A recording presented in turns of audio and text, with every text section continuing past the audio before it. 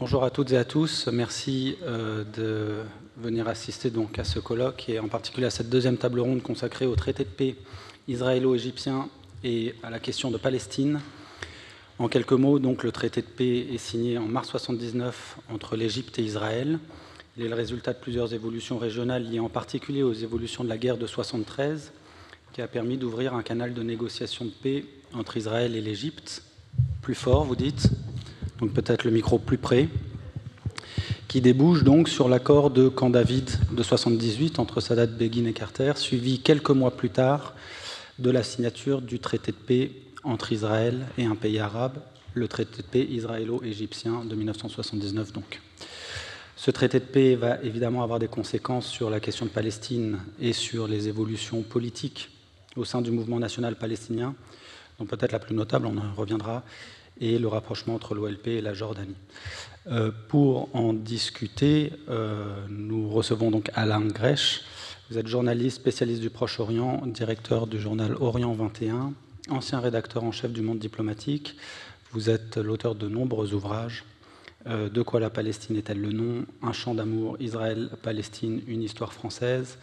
Récemment, vous avez republié un ouvrage important, Le Fatah, la révolution palestinienne et les Juifs, réédité donc avec Orient 21 et Libertalia. Et puis, je mentionne un autre livre qui, à mon avis, est absolument fondamental pour quiconque s'intéresse au mouvement national et à ses évolutions, OLP, Histoire et stratégie vers l'État palestinien, publié en 1983 et qui reste tout à fait d'actualité et absolument central. À mes côtés, Dimal Sajdeya, docteur en sciences politiques et relations internationales. Elle est chercheuse associée à la chaire Histoire contemporaine du monde arabe au Collège de France et au Centre Thucydide et chargée d'enseignement à Sciences Po Paris. Tes recherches portent sur la place de la question israélo-palestinienne dans la politique étrangère de l'Égypte et sur les dynamiques de pouvoir en Palestine. Tu as notamment co-dirigé un numéro de la revue Confluence Méditerranée consacré au pouvoir en Palestine, et ta dernière publication porte sur ce qui se passe actuellement à Gaza et dont le titre de l'article est « La Cisjordanie, l'arrière-plan de la guerre israélienne contre Gaza ». Voilà, nous allons commencer donc, et peut-être une première question à vous, Monsieur Grech. Est-ce que ce serait possible de donner quelques éléments de compréhension du contexte palestinien des années 70, précédant la signature des accords de Camp David? Bien, tout d'abord, merci pour l'invitation. La date tournante pour le mouvement national palestinien, après la défaite de 47-48 et une traversée du désert qui va durer jusqu'à cette guerre, c'est la guerre de 1967, qui va être assez curieuse parce qu'elle va marquer d'un côté une défaite arabe très importante, une défaite idéologique du nasserisme et de l'idéologie pan-arabe, et le surgissement des organisations qu'on appelle de Fedaïn, c'est des organisations qui prônent la lutte armée, qui ont commencé avant 1967, mais qui, avec la défaite de 1967, vont obtenir une légitimité très importante, à la fois dans l'opinion populaire arabe traumatisée par la défaite, mais aussi auprès de différents gouvernants arabes, et notamment Nasser. C'est la période où cette résistance palestinienne, par une conjoncture très, exceptionnelle, arrive à s'installer militairement en Jordanie, en dépit des autorités jordaniennes, et commence ce qu'ils appellent la lutte armée, la lutte pour la libération de la Palestine. C'est la période aussi où ces organisations de Fedaïn, en 1969, prennent le contrôle de l'Organisation de libération de la Palestine, qui est une organisation qui a été créée par Nasser en 1964 et qui est en fait un peu aux mains des rivalités, enfin, l'enjeu de rivalité entre la Jordanie et l'Égypte sur qui contrôle la question palestinienne. C'est aussi le moment où ce qu'on appelle la révolution palestinienne définit ses objectifs, et c'est le texte que vous avez mentionné qui s'appelle « La révolution palestinienne et les Juifs », où pour la première fois, les Palestiniens reconnaissent la situation de fait créée par la colonisation juive en Palestine, et l'idée que leur objectif, c'est évidemment d'en finir avec les structures l'État d'Israël, mais c'est de créer une Palestine où juifs, musulmans, chrétiens vivront ensemble. C'est l'idée de l'État, ce qu'on a appelé l'État démocratique. Je dirais que c'est la période d'ascension de ces organisations qui va s'achever en septembre 70 avec l'écrasement de la révolution palestinienne en Jordanie et son expulsion en 1971. Et il va y avoir une espèce de traversée du désert par les organisations palestiniennes qui vont les amener notamment à des opérations spectaculaires de détournement d'avions, de l'utilisation du terrorisme comme arme avec l'attaque contre les Jeux Olympiques de Munich, avec l'idée qu'expliquera Abou Iyad, qui est le numéro 2 du Fatah et à l'époque de l'Organisation de libération de la Palestine, c'est il faut maintenir vivante la question palestinienne, et c'est la manière de la maintenir vivante alors qu'il n'existe aucune perspective politique. Ça va changer en 1973 avec la guerre d'octobre, avec la possibilité d'une solution politique. C'est l'époque où on parle d'une conférence internationale présidée par l'Union soviétique et les États-Unis, une conférence de Genève qui aurait pour but de régler l'ensemble des problèmes ce qu'on appelle le conflit israélo-arabe, mais qui prend pour la première fois en compte la question palestinienne. Et ça met les organisations palestiniennes devant un dilemme de savoir quelle est leur stratégie. Est-ce qu'elles maintiennent cette idée d'une libération de toute la Palestine alors que l'expérience de la lutte armée n'a pas donné en termes militaires de résultats importants, ou est-ce qu'elle va vers une solution de compromis? C'est l'époque où, Arafat, qui est le président à la fois de l'OLP et qui dirige le Fatah, va petit à petit s'engager dans une acceptation de facto de l'idée que il ne s'agit plus de libérer toute la Palestine, mais il s'agit de créer un État palestinien en Cisjordanie et à Gaza avec Jérusalem-Est comme capitale. Ça suscite à l'intérieur de l'OLP une opposition importante. Un des aspects qui a évidemment pesé sur l'histoire de l'OLP, c'est que ça n'a jamais été une organisation unifiée.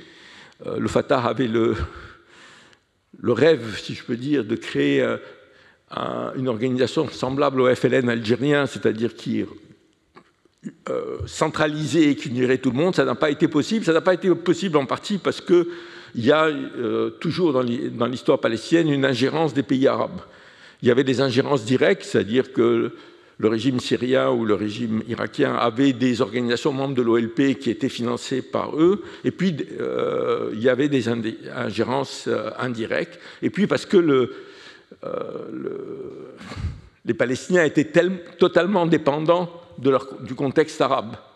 Ils avaient beau dire que le problème c'est entre nous et Israël, et laissez-nous nous battre contre Israël, le problème c'est que ce n'était pas possible réellement, et donc cette pluralité de l'OLP a toujours été un problème sur comment on prend les décisions, comment on les applique, est-ce qu'on est capable de les appliquer, etc.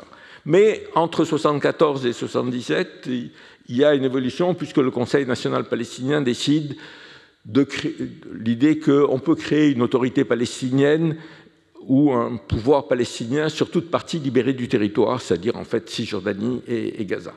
Ça amène la naissance à l'intérieur de ce qu'on va appeler le Front du Refus, qui regroupe toute une série d'organisations, notamment le Front populaire pour la libération de la Palestine, et des tensions importantes. Et puis, un autre élément qui est important de l'histoire de l'OLP à cette époque, c'est qu'ils vont être impliqués dans la guerre civile libanaise à partir de 1975, qui va affaiblir considérablement l'OLP, mais en même temps, la cause, entre guillemets, palestinienne va petit à petit s'affirmer. L'OLP va être reconnue comme seul représentant des Palestiniens par les pays arabes. Même la Jordanie finira par se rallier à cette idée. Le mouvement des non-alignés soutient l'OLP, et surtout, c'est l'époque où l'OLP commence à avoir des relations avec des pays européens.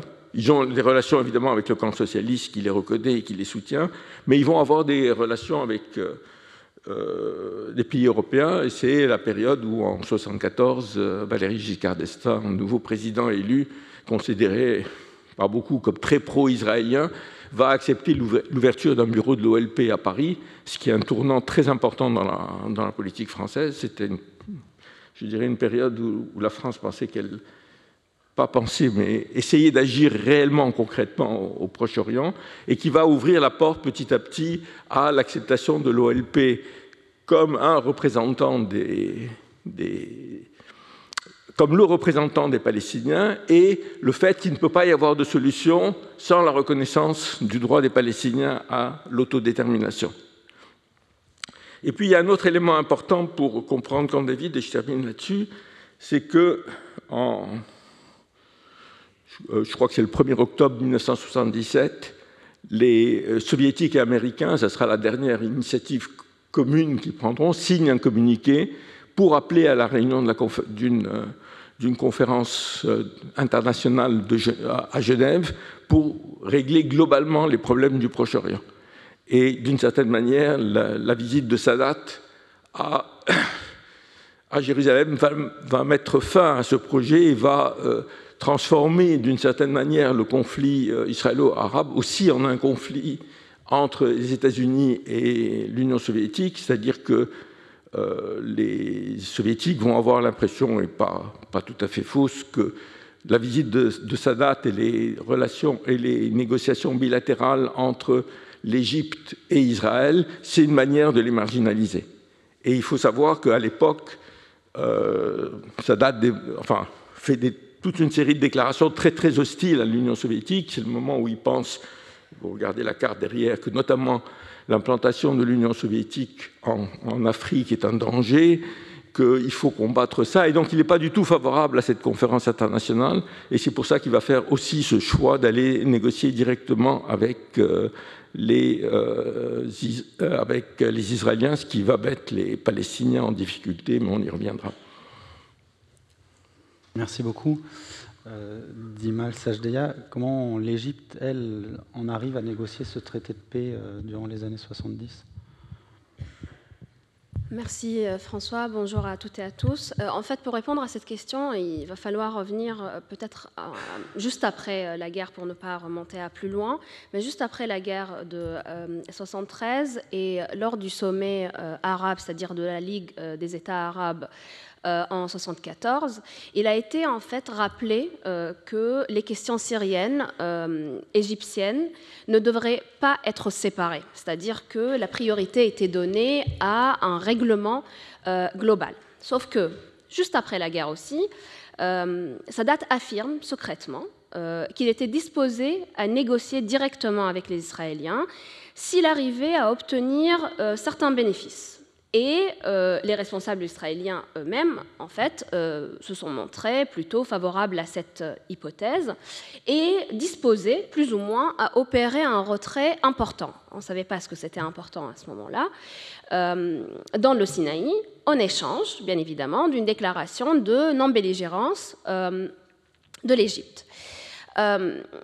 Dès 75, exactement, c'est justement en juin 75, Sadat fait aussi un geste qui était de rouvrir à la navigation le canal de Suez. Et là, il envoyait un message aux Israéliens qu'il n'était pas en fait disposé, disons, à reprendre les hostilités avec eux. En fait, ce changement politique global s'explique aussi par la prise de conscience de l'impossibilité de maintenir un état de guerre avec Israël et de la nécessité d'une paix pour pallier aussi les difficultés économiques, notamment après les émeutes de la fin de janvier 1977. Donc, une solution à ces difficultés-là n'aurait pas été possible, tout simplement, s'il n'y avait pas un abandon de la logique de la course aux armements avec les Israéliens. Alors, sur le plan politique, le règlement qui a été envisagé par Sadat avec Israël aussi devrait être disons, compris dans une logique plus globale. Et ce règlement faisait partie d'une stratégie qui cherchait un changement qui a permis finalement à l'Égypte d'intégrer le camp américain. C'est ce qu'on a dit quand Alain a parlé de ces déclarations très hostiles à l'égard des soviétiques. Pour lui, tout simplement, les Américains avaient les clés pour une paix, et c'était les seuls acteurs qui étaient capables, tout simplement, de faire pression ou d'influencer les Israéliens. Sur le plan militaire aussi, il a cherché donc à construire une alliance stratégique avec les États-Unis qu'il considérait comme étant la seule superpuissance mondiale. Et donc de garantir et de sécuriser ce soutien de la part des Américains dans la démarche envers des négociations avec les Israéliens. Alors, outre ces aides économiques et militaires, il y avait aussi quelque chose de l'ordre disons, qui relevait du symbole. C'est-à-dire que lui, Sadat, souhaitait faire comprendre aux régimes arabes qui étaient à la base des pro-occidentaux, hein, il ne cherchait pas ceux qui n'étaient pas favorables à l'Occident, mais de leur faire comprendre que l'Égypte va faire partie, ou bien pas faire partie, mais va être le centre en fait de la stratégie américaine au Moyen-Orient. Et donc, autrement dit, que ce n'était pas nécessaire dans son esprit de s'opposer à ce qu'il allait engager comme pour parler avec les Israéliens. Donc il faut dans ce contexte-là comprendre cette démarche envers un traité de paix avec Israël sur deux plans. Il y a l'aide américaine et le soutien notamment de Carter, mais aussi cela relève d'un choix très personnel, très individuel de la part de Sadat. Je reviendrai sur ce point. D'abord, pour juste donner une idée de ce que c'était l'aide américaine dont je parle. En fait, il y a eu une reprise des négociations sur le Sinaï, et cette reprise a été proposée contre une aide américaine déjà. On est en 75. Et ces pourparlers ont donné lieu à la signature de l'accord du Sinaï II. Quand Jimmy Carter est arrivé au pouvoir, lui, il avait une stratégie qui était différente. C'est-à-dire que différente de son prédécesseur et de celle de Kissinger, ce qu'on a appelé un règlement par étapes. Lui, il s'orientait plutôt vers un règlement global. Et c'est dans ce contexte-là qu'on relance les pourparlers en février 1977, aussi avec une augmentation notable de l'aide américaine aux Israéliens, pour les encourager à s'engager en fait véritablement dans ces négociations. Les négociations internationales non seulement traînent, mais aussi il y avait une volonté égyptienne de s'orienter vers quelque chose de beaucoup plus bilatéral, et donc il s'agit là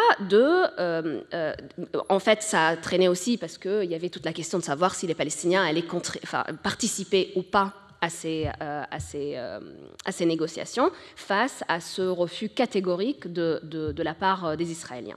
Donc, Sadat déclare dès 1977 devant l'Assemblée nationale égyptienne qu'il était prêt à se rendre en Israël et pour négocier la paix. Ce qu'il fait 10 jours après, et il va à Jérusalem, il fait un discours à la Knesset israélienne où il réaffirme sa volonté tout simplement de paix, et il rappelle quand même les droits des Palestiniens. Mais il faut comprendre là qu'il s'agit d'une reconnaissance de facto de la part des Égyptiens d'Israël.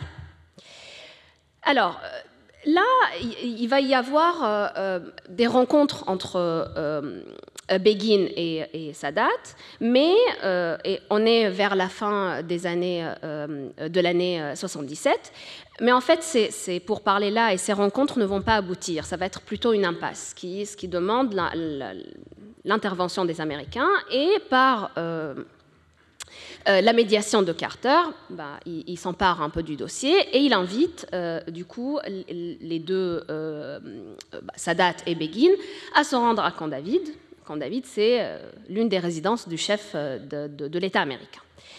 Alors, les négociations vont durer 13 jours, entre le 5 et le 17 septembre 1978, et ces négociations ne vont pas être simples. Il y a les parties négocient, ils discutent, mais aussi ils se fâchent et ils menacent de laisser tomber le processus, et ce ne sont pas des négociations faciles. Carter rejoue encore une fois son rôle de médiateur et il arrive à la signature de ce qu'on appelle ces accords, les accords de Camp David. Et il s'agit là d'un accord cadre qui est composé de 2 volets. Il y a le premier qui s'efforce, disons, de trouver un règlement à la question palestinienne, qui reste très vague, malgré la réaffirmation que la résolution 242 reste le cadre de référence des négociations. En plus, ces accords-là impliquent des partenaires sans les consulter préalablement, ce qui pose véritablement problème. Ils ne remettent pas en cause le contrôle israélien des territoires occupés et ne traitent absolument pas des questions fondamentales, c'est-à-dire Jérusalem, les réfugiés, etc. Donc, de manière globale, les parties là appellent à la conclusion d'accords transitoires d'une période de 5 ans. Israël accepte l'instauration de ce qu'on appelle une autorité autonome arabe élue dans les territoires, c'est-à-dire dans la Cisjordanie et Gaza, et avec une perspective que la Jordanie sera associée à ce processus. Et 3 ans après l'établissement de l'autorité autonome, donc le statut définitif des territoires sera discuté entre Israël, l'Égypte, la Jordanie et les représentants qui seront élus de la Cisjordanie et de Gaza. Tout ça est bien problématique pour les Palestiniens. En revanche, le deuxième volet définit le cadre en fait d'un traité de paix, de la paix israélo-égyptienne, et les accords sont beaucoup plus aboutis et clairs. On pose les éléments du règlement pacifique du conflit égypto-israélien contre la rétrocession du Sinaï à l'Égypte et sa démilitarisation. Il y a le droit de libre passage pour les navires d'Israël dans le golfe et le canal de Suez, le détroit de Tiran et le golfe d'Aqaba. Il y a aussi des provisions qui concernent le stationnement des forces militaires selon des indications bien précises dans ces accords cadres. En fait, les 2 parties prévoient 3 mois pour finaliser le traité de paix. Et encore une fois, les pourparlers ne sont pas faciles, mais finissent par se dénouer, et avec l'aide, encore une fois, de la médiation américaine.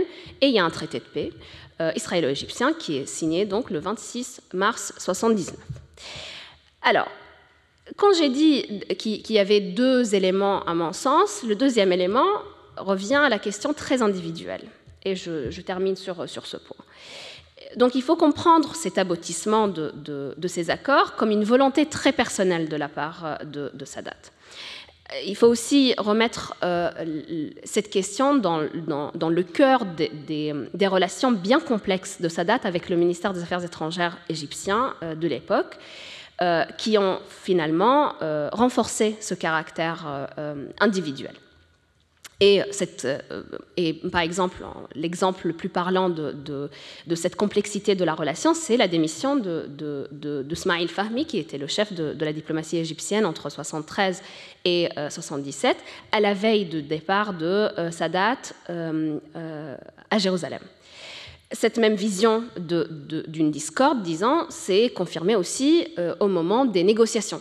Lors des négociations à Camp David en 1978 et encore même après, juste avant la signature du traité de paix.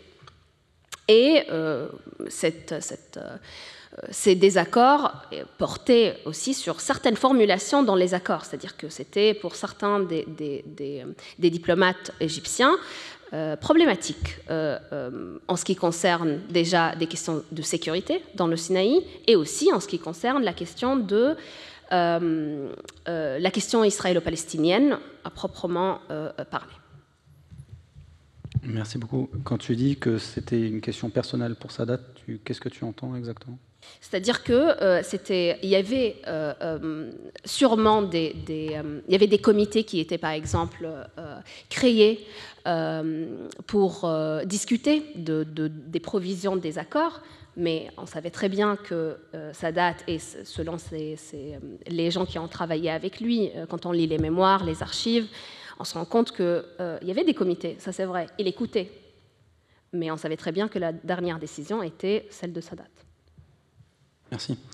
On sait également que pour les Palestiniens, il y a une sorte d'inquiétude récurrente de voir une paix séparée ou bilatérale, signée entre Israël et des pays arabes. Là, en l'occurrence, est-ce que le traité de paix avec Israël n'accrédite pas ces craintes-là? Et comment le mouvement national s'engage? Enfin, quelles sont les réactions? Quels sont les débats au sein du mouvement national? En pleine guerre aussi au Liban, comment ça s'articule aussi avec l'invasion du Liban de 82? D'abord, pour la direction de l'OLP, notamment pour Arafat, le soutien de l'Égypte, historiquement, a été très important. C'est-à-dire, comme j'ai dit, il y a beaucoup d'ingérence des pays arabes dans les affaires de l'OLP. Je dirais l'Égypte a toujours eu une certaine distance et n'a pas essayé de jouer une tendance contre l'autre, etc. Donc Arafat perd un allié. Et puis, plus important évidemment, c'est une paix séparée. Après, on va voir pourquoi l'aspect autonomie n'a pas, enfin l'aspect bilatéral israélo-égyptien a fonctionné, mais pas l'aspect autonomie. Mais c'est une paix séparée, c'est-à-dire que ça met fin au cycle des guerres israélo-arabes. C'est de 48, 56, 67, 73. C'est essentiellement, c'est des guerres israélo-arabes. Là, avec ce traité, ça enlève toute possibilité d'une action militaire et effectivement d'une pression sur Israël. Alors là, on tombe sur l'idée, c'est pourquoi Israël veut faire la paix. Vous savez, les Américains et les Européens ont souvent une idée, il faut que les gens négocient de bonne foi. Et à quoi moi je réponds, mais les dirigeants israéliens, de bonne foi, ils pensent que Jérusalem, c'est la capitale éternelle d'Israël, que le Golan, c'est aussi, ça fait partie d'Eretz Israël, et qu'une bonne partie de la Cisjordanie aussi. La négociation de bonne foi, je ne sais pas ce que c'est. Ce que je sais, c'est que quand les négociations sont totalement disproportionnées, et on le verra à Oslo, on arrive à quelque chose qui a l'illusion d'une paix, mais qui ne l'est pas. Alors, l'autre élément important, c'est la mise à l'écart de l'Union soviétique. Il est évident que ça a joué un rôle important dans les positions que prennent un certain nombre de pays, d'abord, la Syrie notamment, qui est alliée à l'Union soviétique, un peu l'Irak, et les organisations du Front du Refuge, Front populaire de libération de la Palestine, qui se sont, dans les dernières années, rapprochées de l'Union soviétique. Et l'Union soviétique a l'impression, et je pense qu'elle est en partie vraie, que ces négociations sont faites pour l'éliminer de la région. Et donc, elle va réagir totalement négativement, elle va soutenir toutes les mobilisations qui vont avoir lieu dans le camp arabe pour s'opposer à cette paix. Un autre élément qui pèse aussi de manière importante chez les Palestiniens, c'est que ce qu'on appelle les Palestiniens de l'intérieur, c'est-à-dire ceux de Cisjordanie et Gaza, qui, jusque dans le début des années 70, ne jouent pas un rôle très important et ne sont pas très actifs, petit à petit vont se mobiliser. Ils vont se mobiliser pour l'OLP et ils vont se mobiliser pour une solution politique, c'est-à-dire eux, ils sont évidemment, parce que pour des raisons évidentes, ils sont pour l'évacuation de la Cisjordanie et de Gaza, parce que ça leur permet de vivre en dehors de l'occupation. Mais curieusement ou pas, ils vont prendre position de manière très forte contre l'accord égypto-israélien. Et justement, une des raisons de l'échec des négociations sur le volet palestinien, c'est qu'il n'y a aucun Palestinien qui veut aller négocier. Au départ, c'est les Égyptiens qui vont négocier. Et évidemment, dans les faits, ça a donné dans les rapports de force, ça a donné ça a renforcé Israël, qui a pu, c'est la période où Israël annexe officiellement le Golan, réannexe officiellement, prend une décision concernant Jérusalem, et puis va envahir le sud du Liban en espérant éliminer l'OLP, mais elle peut le faire parce qu'elle sait qu'elle ne risque rien sur son front sud.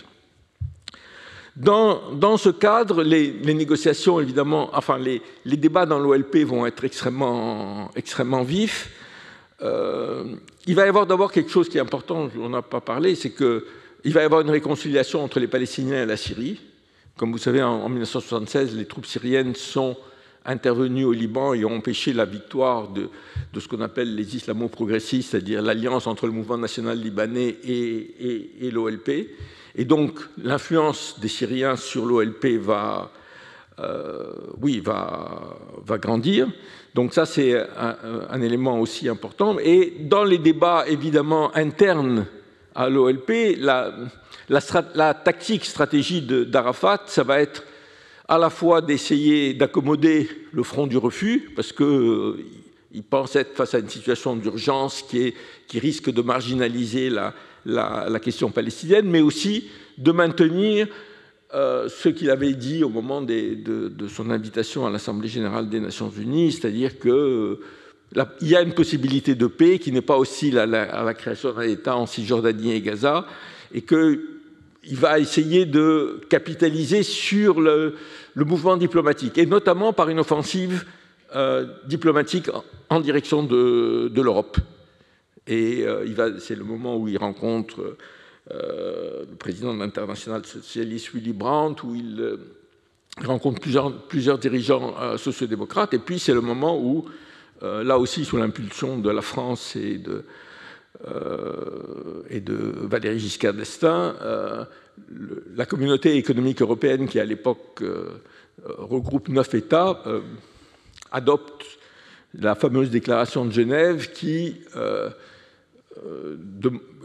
reconnaît, enfin dit que toute paix nécessite la reconnaissance du droit à la paix et à la sécurité d'Israël, la reconnaissance des droits à l'autodétermination du peuple palestinien et une négociation avec l'OLP qui représente les Palestiniens.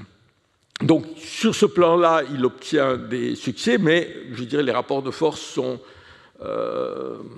très négatifs, et je dirais il y a du côté israélien, comme j'ai dit, aucune volonté de négocier avec l'OLP quand les 9 adoptent cette déclaration de Venise. Begin, qui est Premier ministre, dit on veut nous faire négocier avec les Hitler arabes.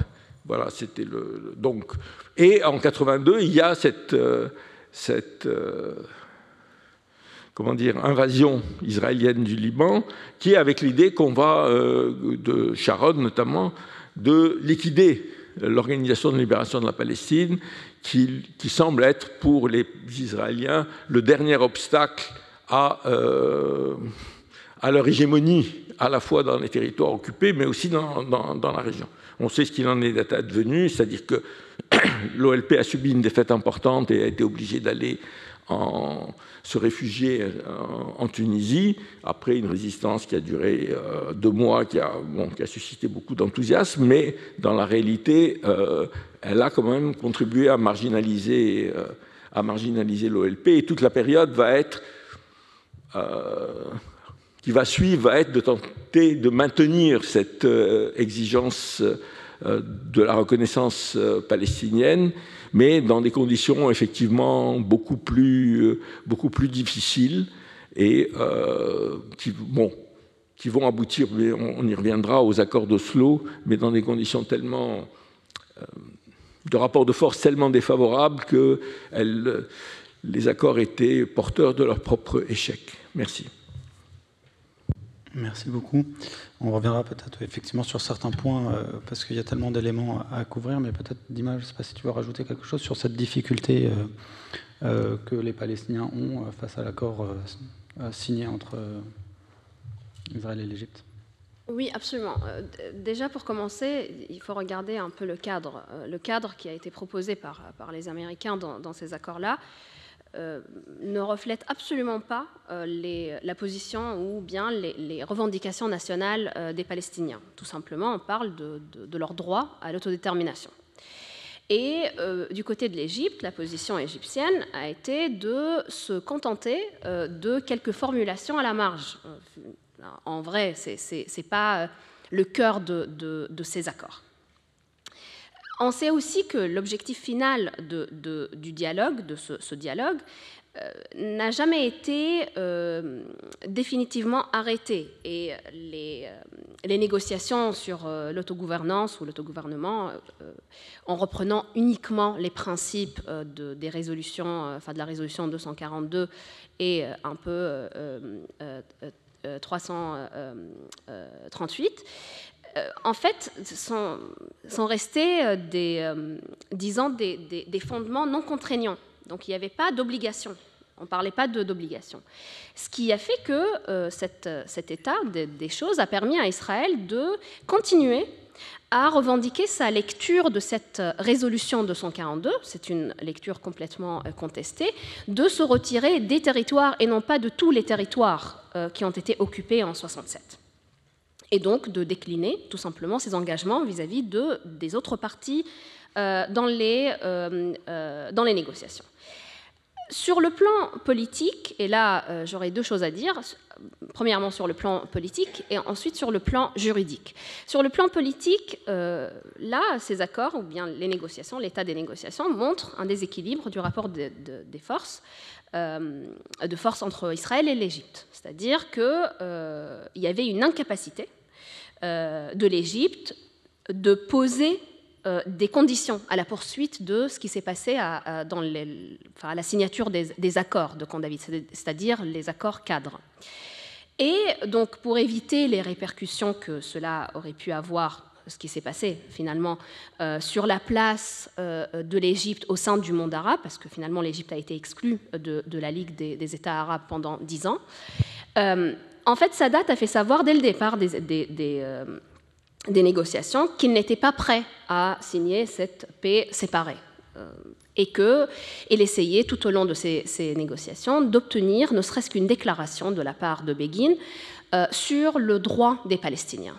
Donc ça serait finalement quelque chose de symbolique, mais un engagement, ne serait-ce que pas à l'écrit, pas forcément à l'écrit, mais un engagement contre, bien évidemment, la reconnaissance d'Israël et des garanties pour sa sécurité. On sait très bien que ça ne s'est pas passé comme ça et que cela a mené finalement à ce processus séparé et à une paix complètement séparée parce que cette exigence, cette volonté de la part de Sadat n'était pas envisageable pour Begin.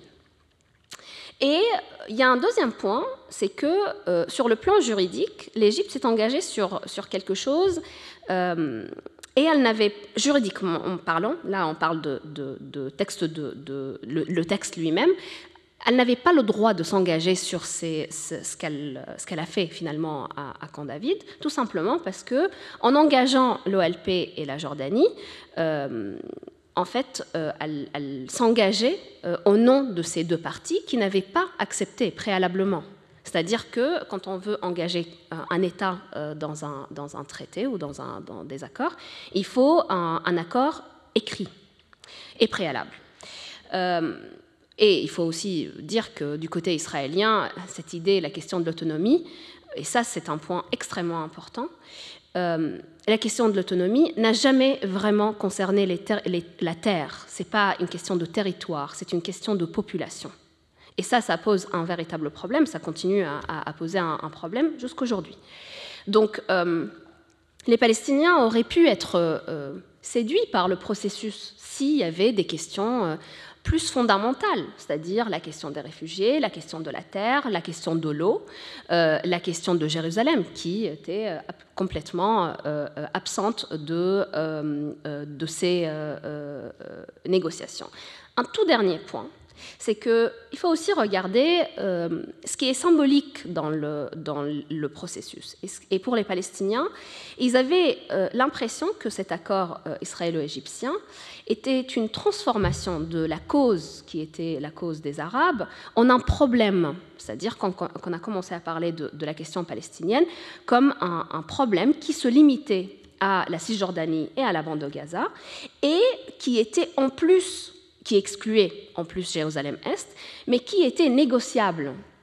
Et non seulement négociable, c'était négociable avec les Israéliens qui intervenaient dans ces processus, non en tant que force d'occupation, mais en tant que partie intéressée, parce que c'était le cadre qui a été mis pour les parties qui participaient.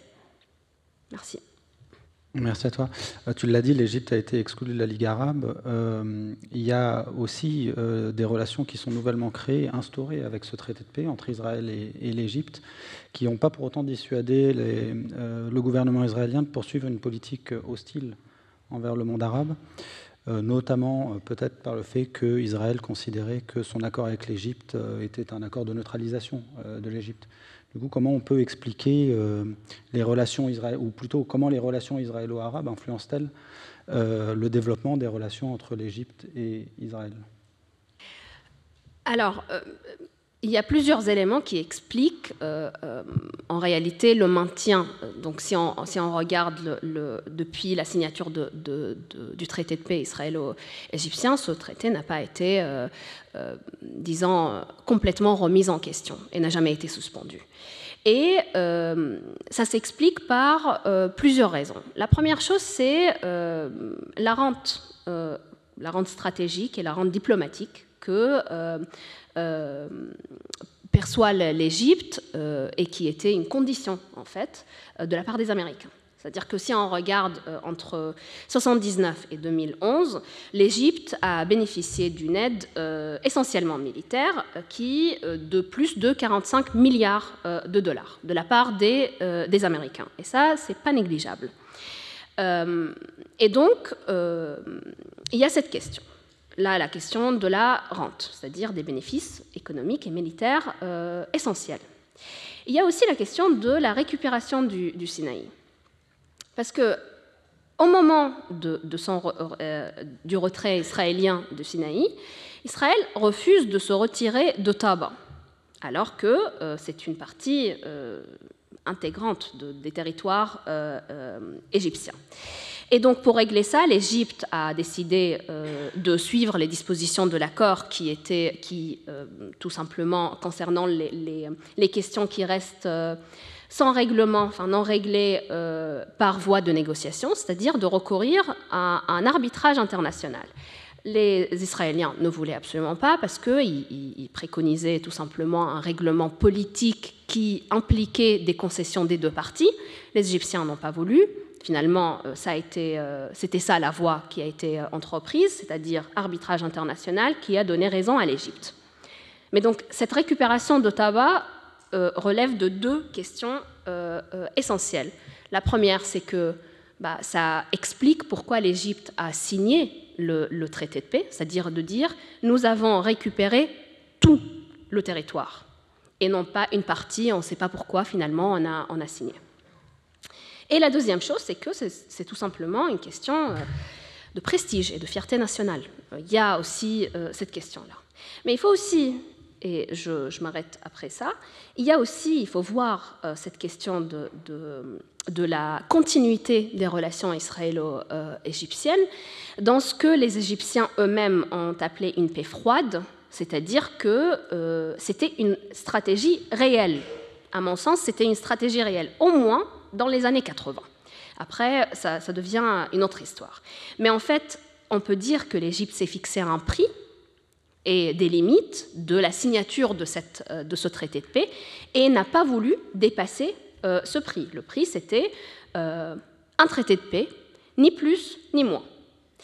Et en fait, il faut comprendre que dans l'esprit de Moubarak, le traité de paix n'était pas vraiment...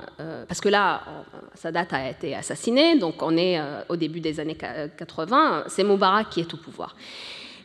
En fait, ça ne constituait pas vraiment une valeur en soi. C'était vraiment un prix à payer pour avoir des avantages substantiels de la part des Américains, la récupération du Sinaï et des aides, comme je l'ai dit, des aides militaires et économiques. Et une toute dernière chose, c'est que le fait de dire que c'était une paix froide, ça permettait aussi de un peu calmer les esprits qui, en fait, accusaient l'Égypte d'avoir trahi la Palestine. C'est de dire, nous avons une stratégie. On n'a pas fait la paix avec Israël parce qu'on voulait faire la paix sans contrepartie avec les Israéliens, mais on a fait la paix pour récupérer le Sinaï, on a fait la paix parce qu'on ne pouvait pas continuer sur une voie de guerre, et finalement, nous n'avons trahi personne. Nous travaillons même sur la question palestinienne. Et ça, c'était la mission de Moubarak pendant tous ses mandats, ses différents mandats, mais surtout dans les années 80. Merci. Merci à toi. Oui, c'était un peu une des conditions en fait, de l'accord, si je ne me trompe pas, en tout cas, entre le fait que cet accord cadre ait prévu notamment une négociation sur la Palestine. Quand David les accords cadres de 78. Oui, absolument, il y avait ça, mais les Palestiniens ont vu, à cause de tout ce que j'ai pu développer, que c'était pas possible en fait de s'engager dans cette voie-là. Et donc, oui, c'était une sorte de continuité, de dire nous sommes engagés sur quelque chose, on continue, mais c'était surtout aussi pour sortir de leur isolement. Alors du coup, ça fait bien la transition. C'était pas possible de s'engager, et pourtant, les Palestiniens s'engagent malgré tout, bon gré mal gré, dans un processus de négociation qu'on peut percevoir notamment en 1982, lorsqu'Arafat accepte le plan FAD, qui reprend en partie les éléments de l'accord cadre. Alors de quelle manière, en fait, le traité de paix avec l'Égypte contribue à engager les Palestiniens dans ce processus de négociation ?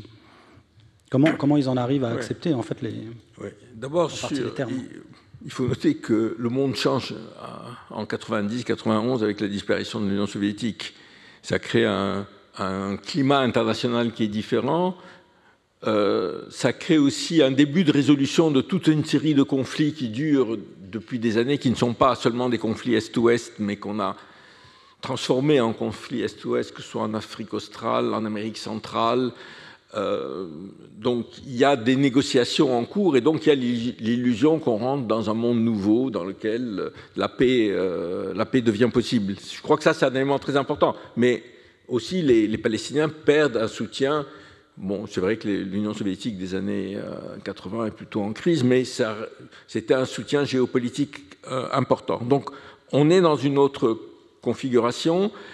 Et puis, les accords de Camp David, finalement, ont imposé cette idée d'une période de transition nécessaire de 5 ans, d'une autonomie qu'il va falloir négocier. Et, bon, les Palestiniens s'y rallient beaucoup parce qu'ils n'ont pas le choix.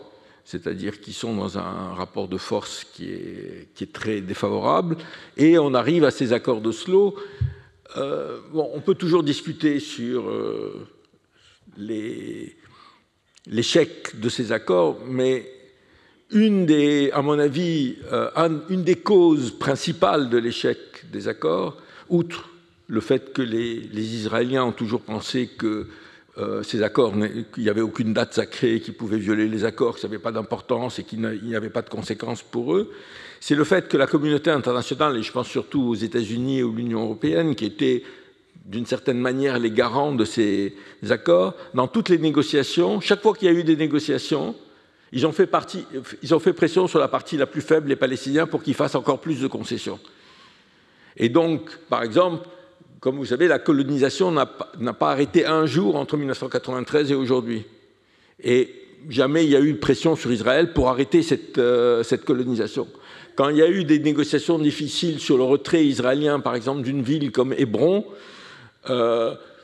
les Européens et les Américains ont avalisé un plan kafkaïen qui divise la ville en deux pour préserver 500 colons complètement extrémistes, complètement à côté desquels les djihadistes sont plutôt des gens modérés, et qui prennent en otage la moitié, 30 000 personnes dans la ville.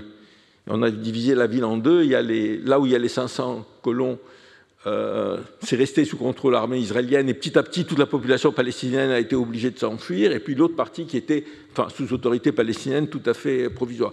Donc, si vous voulez, je ne sais pas si... je pense qu'il peut y avoir aussi des dynamiques de paix, qu'après tout, des solutions comme en Afrique du Sud, elle était peut-être possible, etc. Mais elle n'était pas possible dans un rapport de force tellement déséquilibré au même moment où les Occidentaux faisaient pression soutenaient la partie la plus forte, ou ne faisaient pas pression sur la partie la plus forte. Donc on est arrivé dans cette situation où ces accords ont totalement échoué, la colonisation a augmenté, mais un des problèmes des diplomaties occidentales, ça a été toujours le fait qu'ils n'ont jamais compris ce qu'était la question palestinienne pour le monde arabe. C'est-à-dire que le fait, à la fois d'abord qu'il y a il s'est ancré dans 50 ans une volonté de résistance des Palestiniens qui résiste à tout. Il y a des déclarations très intéressantes de dirigeants israéliens qui disent « on a gagné la guerre maintenant, tout ça c'est fini, il faut que les Palestiniens reconnaissent leur défaite ». Et ça, enfin à mon avis, en tous les cas pour les décennies qui viennent, c'est impossible, et à mon avis encore plus après Gaza. Mais donc, il y a cette force de résistance et qui fait que sur le territoire historique de la Palestine, il y a aujourd'hui 8 millions de Juifs israéliens, 8 millions de Palestiniens, et qu'on peut espérer en expulser, les Israéliens peuvent espérer en expulser quelques centaines de milliers, mais il y a cette situation qui fait qu'elle explose toujours et de manière inattendue, comme ça s'est passé à Gaza. Et puis, il y a l'idée des diplomaties occidentales, mais aussi d'une partie des régimes arabes, que finalement, cette question palestinienne n'est pas si importante que ça, et que la preuve, c'est qu'il y a eu les négociations de paix entre Israël et différents pays arabes, qu'elles ont abouti à des négociations, etc. Le problème, c'est que même quand il y a des traités de paix, comme sur l'Égypte, c'est une paix froide, au sens où il n'y a pas d'échange au niveau de la population, et au niveau, aujourd'hui, dans tous les pays arabes où ça a été signé, quand ils peuvent, comme au Maroc, ils manifestent de manière importante contre ce qui se passe à Gaza, et il n'y a absolument aucune intégration d'Israël dans son contexte régional. Et ça crée au-delà de l'aspect moral du droit des Palestiniens, ou politique du droit des Palestiniens à l'autodétermination, il y a un aspect d'instabilité permanente. C'est-à-dire le fait que cette logique qui se met en œuvre, elle aboutit à une instabilité permanente. Alors, une fois, ça se traduit par une intifada, l'autre fois, ça se traduit par ce qui s'est passé et ce qui continue à se passer à Gaza, etc. Mais cette question reste au cœur de l'instabilité, et à mon avis, tant qu'on ne l'aura pas traitée, on aura de l'instabilité. Voilà. Merci beaucoup. Il y a un élément que Alain vient de mentionner, c'est le lien qu'il y a entre Camp David et Oslo. Et c'est une des questions que tu as montrées dans ta thèse, sur laquelle tu as travaillé, et qui, à mon avis, est passionnante, un peu négligée dans l'historiographie, ou alors oubliée. C'est le fait que peut-être tu peux nous en dire plus, il y a un lien entre Camp David et Oslo. Est-ce que Camp David et Oslo, ce n'est pas la face d'une même pièce? Les deux faces d'une même pièce, pardon. Alors, du point de vue analytique, oui, il y a des ressemblances très fortes que je vais mentionner, sur lesquelles je vais revenir. Mais il y a aussi quelque chose qu'on a beaucoup répété, qu'on a beaucoup dit à ce sujet-là, c'est que les accords d'Oslo n'ont pas offert aux Palestiniens plus que ce qui leur avait déjà été proposé dans le cadre de Camp David, c'est-à-dire 15 ans plus tôt. Déjà, pour commencer, en fait, dans l'un comme dans l'autre des accords d'Oslo et de Camp David, il y a des choses qui se ressemblent. Ce sont des accords transitoires, déjà, c'est-à-dire d'une période de transition, qui n'excède pas 5 ans, et ça concerne la mise en place d'une autonomie. Donc, il y a des modalités d'élection, d'une autorité autonome, et on renvoie à plus tard et on retarde le plus possible le statut définitif, c'est-à-dire les questions définitives et le statut permanent des territoires. Il n'y a aucune mention qui n'a été faite des droits nationaux palestiniens, ni de leur droit à l'autodétermination, et encore moins quand on parle de l'établissement d'un État. Donc, les provisions qui ont été acceptées par la direction palestinienne à Oslo, qui pour la première fois en fait parlaient des Palestiniens, ils sont référés au peuple palestinien comme les résidents de la Cisjordanie et de la bande de Gaza au lieu de parler de Judée et Samarie. Ces accords-là ne prévoyaient aucune obligation pour qu'Israël mette fin à l'occupation. Il n'y a pas une mise, on ne parle pas de ça. Ce ne sont pas les termes qui sont employés. Et pourtant, c'est ça la réalité sur le terrain. Alors, certes, l'établissement, comme je l'ai dit, l'établissement d'un État palestinien n'est pas du tout prévu dans ces accords. Il y a quand même une référence qui a été faite aux résolutions 242 et 338 du Conseil de sécurité des Nations Unies. Mais en fait, il n'y a aucune garantie, encore une fois, et j'insiste sur ce point, c'est-à-dire qu'on parle, on mentionne des choses, on fait référence, on fait des références à des résolutions qui sont, puisque ce sont des résolutions du Conseil de sécurité, par principe, ce sont des résolutions contraignantes, mais là, il n'y a aucune garantie qui est proposée, qui est accordée aux Palestiniens. Il n'y a aucun délai maximum non plus qui n'a été prévu pour trouver un accord aux questions liées au statut permanent. On a donné une date pour commencer à négocier dans le cadre d'Oslo, et on a dit qu'au bout de 3 ans après les élections, dans le cadre des accords de Camp David. Mais tout ça reste flou. Alors, de ce point de vue-là, on peut considérer que le soutien accordé à ces accords, les accords d'Oslo, par les Égyptiens, est naturel. Les Égyptiens, là, restent fidèles à toutes à toutes les provisions de Camp David, et à leur stratégie initiale, qui remonte donc à l'époque de Nasser. Donc Moubarak ne sort pas de ce cadre déjà. Et par exemple, l'exemple de l'autonomie dont on a parlé. L'autonomie palestinienne s'est avérée complètement obsolète dans le cadre de Camp David, et pourtant, on arrive à Oslo, et c'est au centre de ces accords. Mais les reproches qu'on pourrait faire aux Palestiniens, les reproches égyptiens et parfois arabes même, selon lesquels les Palestiniens n'avaient qu'à accepter Camp David, déjà il y a une différence de contexte. Alain a très bien expliqué les dynamiques dans les années 70 puis dans les années 80, et ça il faut le prendre en compte. Mais il y a aussi une autre question, c'est que les Palestiniens, contrairement à l'Égypte, c'est-à-dire l'OLP à l'époque, n'auraient pas pu survivre à une crise fondamentale avec le monde arabe, c'est-à-dire face à des pays comme la Syrie ou l'Irak. Les Palestiniens et l'OLP, en l'occurrence, n'auraient pas pu non plus survivre à une crise économique consécutive aux coupes budgétaires de la part des pays du Golfe. Et on a vu très bien ce qui a mené à Oslo. En grande partie, c'était aussi des problèmes économiques. Et la deuxième chose, c'est que on parle de Camp David et de Oslo comme si l'accord était déjà là. En fait, en réalité, on parle de l'éventualité d'un accord israélo-égypto-palestinien. Là, on parle de Camp David. Oslo, oui, il y a eu un accord. Mais quand on reproche aux Palestiniens, il n'y avait pas d'accord à proprement parler. Donc, c'était une hypothèse qu'on posait.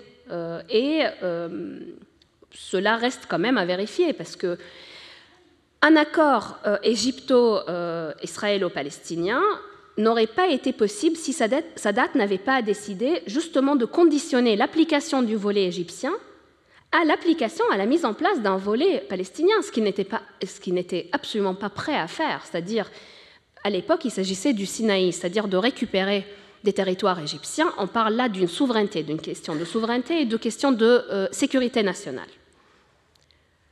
Il y a quand même des doutes que Sadat aurait préféré conditionner l'application et la récupération du Sinaï à la mise en place d'un traité d'un accord éventuel accord avec les Palestiniens. Donc on peut dire quand même, et c'est ce qui a été dit et analysé sur ce sujet par des gens qui ont travaillé sur ces questions-là, mais aussi par des proches de Sadat de l'époque et ensuite de Moubarak, c'est que, en vrai, le refus palestinien a arrangé Sadat. Donc je pense que je m'arrêterai là, pour ne pas être trop longue. Merci beaucoup. Oui, le refus, alors je disais qu'il y avait sûrement un lien avec 1979, mais les Palestiniens eux-mêmes à Oslo, pour justifier l'accord qu'ils ont signé, se sont référés à ce qu'ils avaient négocié en 1974 au Conseil national, et notamment le programme du PAN, le point numéro 2, qui prévoyait une sorte de libération par étape avec la création d'une autorité intérimaire. Peut-être, je ne sais pas si vous voulez en dire quelques... Simplement pour dire qu'en fait, les Palestiniens, non seulement ont accepté de manière claire l'idée d'un État palestinien en Cisjordanie et Gaza, mais c'est une position qui a été acceptée par l'ensemble du monde arabe, avec le plan Fahd, en 1982. C'est-à-dire, le problème, c'est... pour eux, la solution est claire, c'est-à-dire en échange de la paix et de la création d'un État palestinien en Cisjordanie et Gaza, avec Jérusalem-Est comme capitale, le monde arabe et l'OLP étaient prêts à faire la paix depuis 20 ans déjà, et le refus, il est un refus israélien, parce qu'ils considèrent que Jérusalem est la capitale éternelle, qu'une partie de la Cisjordanie et Gaza, ça leur appartient, etc. etc. Donc, et qui préfèrent, enfin, et ça c'est vrai depuis le début, ils préfèrent les paix séparées. Et ça, l'idée de faire éclater, enfin de faire des paix séparées avec chacun des pays arabes, avec l'espoir, je ne sais pas si vous vous souvenez, en septembre, c'est-à-dire juste un peu avant ce qui s'est passé le 7 octobre, Netanyahou a fait une intervention aux Nations Unies, il a monté une carte du Proche-Orient, il n'y avait pas la Palestine. Voilà, c'est ça leur espoir, c'est qu'ils aient la paix avec chacun des pays arabes et que la Palestine disparaisse. Le problème, c'est qu'on ne peut pas faire disparaître les Palestiniens. Merci beaucoup. Je ne sais pas s'il y a des... Peut-être on peut passer aux questions. Et s'il y en a, manifestez-vous. J'en vois 2 par ici.